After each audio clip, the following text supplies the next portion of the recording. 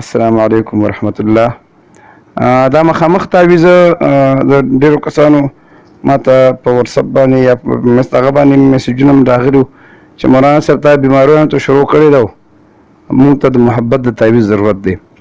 نو دا د محبت تعویض به تاسو ته مخې ته پروت دی. د چا نه څوک خپوي، دوست یې خپوي، پلار، رور، ګاونډي داسې، او هغه په هغې پسې خپوي چې دا باندې ناراضه دی او هغه بیرته راضي کول غواړي. او خو زما څومره چې اعمال دي، زما شرعي چینل دی، زه که چا د ګناه دپاره دا استعمالوو نو هغه به د هغې خپله ګناه وي، د هغې په خپله ذمه به وي، ځکه چې ما خپل ذمهواري دلته پوره کړه.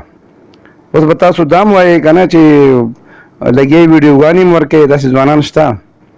هغه بس بیا مو پښتانه خو دې بیا الله پاک دې ورته هدایت وکړي، نو بس بیا خبرې نه خبر راوباسي چې ته خو لګیا او ویډیوګانې هم ورکوي، نو څوک به غلط کار نه کوي. نو داسې خو ټوپکو دوکانونه دي، هغوی ټوپکې خرڅوي، نو هغه خو ورته وایي چې یاره خپل حفاظت دپاره یې وړې، یا به پې چېرته جهاد له لاړ شو، هغه ته راوالي او بس یو خوشې لارې کې ودرېږي، شوکه کوي. نو هغې خو دوکاندار غلطي نشته، یا ډاکټر یا کپنۍ والا یو قسم دوایي جوړه کړې چې دا د دماغو دوایي ده او بیمارانو دپاره دي، او پوډریان یې استعمالوي ځان له خوري. نو اوس کپنۍ والا خو دې نه دی خبر چې دا خو لګوي دوی، یا هغه انجکشن چې کوم دی د غټو بیمارانو دپاره چې چا دماغ او بیمارۍ نو هغې لګوي او ځان ته وایي خپل صحت او خپل ژوند پې بربادوي.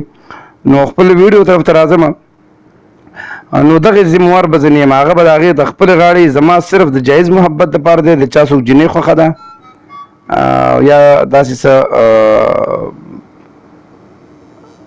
نو هغې دپاره دا درخواست دی چې دا دې ولیکي د منګي په کودړي باندې، دا دې ولیکي او د منګي یو ټوکنه چې ده او په هغې باندې دا ولیکي، بیا دې داسې چل وکړي چې دا ټول دا څنګه چې دي دا یعنې دا هر څه څنګه چې به دې طریقه دی دا یې ولیکل.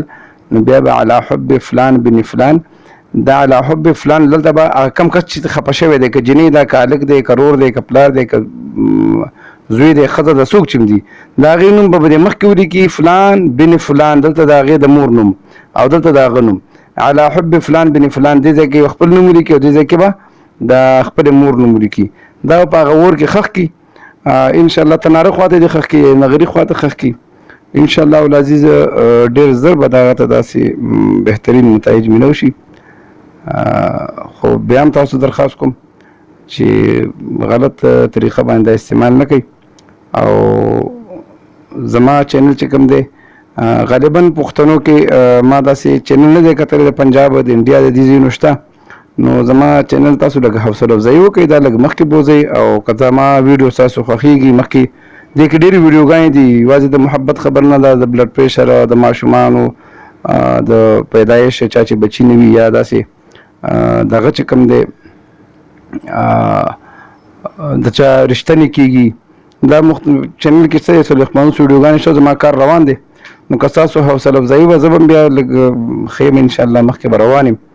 نو زما دا چینل چې دی که دا ویډیو ستاسو زما ویډیوګانې خوښې شوې نو دا سبسکرایب کړئ او مخکې نور سره په ګروپونو شیر کړئ. د بل ویډیو پورې په الله باندې سپارم. السلام علیکم ورحمت الله.